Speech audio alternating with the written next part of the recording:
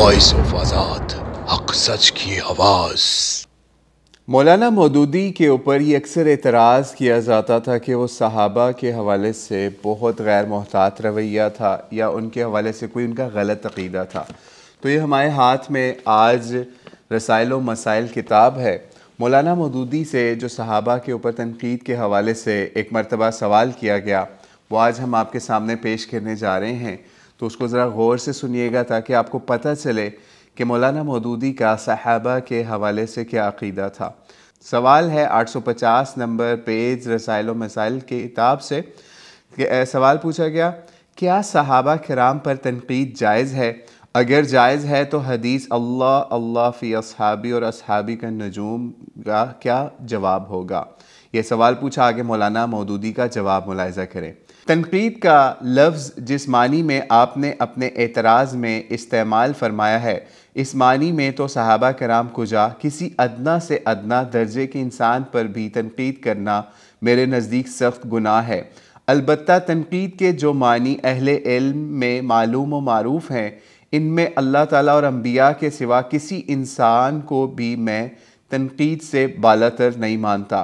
किसी सहाबी का कौल या फ़ेल भी महज अपने कायल व फ़ाइल की शख्सियत की बिना पर हुज्जत नहीं है, बल्कि इसकी दलील देख कर राय कायम की जाएगी कि आया इसे कबूल किया जाए या ना किया जाए। दलील के लिहाज से किसी बात को जांचने का नाम ना ही तनकीद है, और ये तनकीद मुझे नहीं मालूम कि किस ज़माने में नाजायज़ रही है।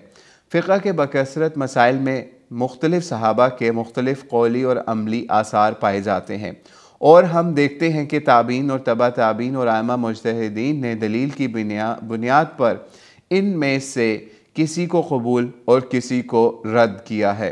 आप फ़िक़्ह की मबसूत किताबों में से जिसको चाहें उठा कर देख लें, आपको इस तनकीद की हज़ारों मिसालें मिल जाएंगी। यानी अगर आप इसको सहाबा पे तनकीद कहते हैं, क्या वो सब लोग आपके नज़दीक गुनाहगार थे जिन्होंने सहाबा के मुख्तलिफ़ अक़वाल व अफ़आल में इस तरह तनकीदी मुहाकमा किया?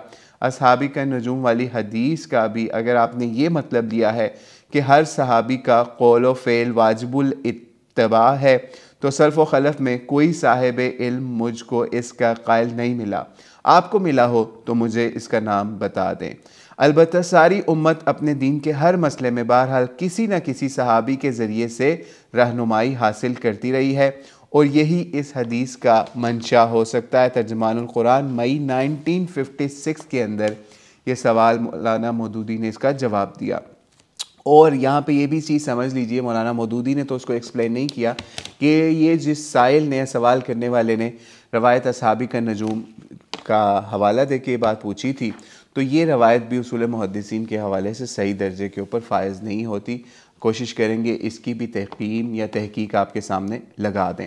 एक और सवाल बहुत छोटा सा, और उसका बहुत छोटा सा जवाब है उन लोगों के लिए जो कि मौलाना मौदूदी के ऊपर सहाबा के हवाले से मुख्तलिफ़ इल्ज़ामात लगाते थे, सहाबा को बुरा भला कहने के हवाले से। ये 853 नंबर पेज के ऊपर सवाल है जो छापा गया रसाइल व मसाइल किताब के अंदर, कि सहाबा को बुरा भला कहने वाला, इनकी तरफ ऐसी बातों को मंसूब करने वाला जो दीनदारों की शान से बईद हैं, फासिक व गुनाहगार है या नहीं? मौलाना मौदूदी से सवाल पूछा, आगे मौलाना ने जवाब दिया, सहाबा किराम को बुरा कहने वाला मेरे नज़दीक सिर्फ फासिक ही नहीं बल्कि इसका ईमान भी मुश्तबह है। और वमन अबग़दहुम फ़बिबुग़्दि अबग़दहुम रवायत जो है उसका हवाला भी मौलाना मौदूदी ने आगे दिया, जो कि समझ लीजिए उसके बाद में कोई बात पीछे रह नहीं जाती कि अगर अब भी कोई मौलाना मौदूदी के ऊपर ये इल्ज़ाम लगाता है कि वो सहाबा को बुरा भला कहते थे, तो उसको ये उनका जवाब देख लेना चाहिए कि सहाबा को बुरा भला कहने वाला सिर्फ फासिक ही नहीं बल्कि इसका ईमान भी मशकूक है या मुश्तबह है। ये हमने आपके सामने रसाइल व मसाइल किताब से पेश किया।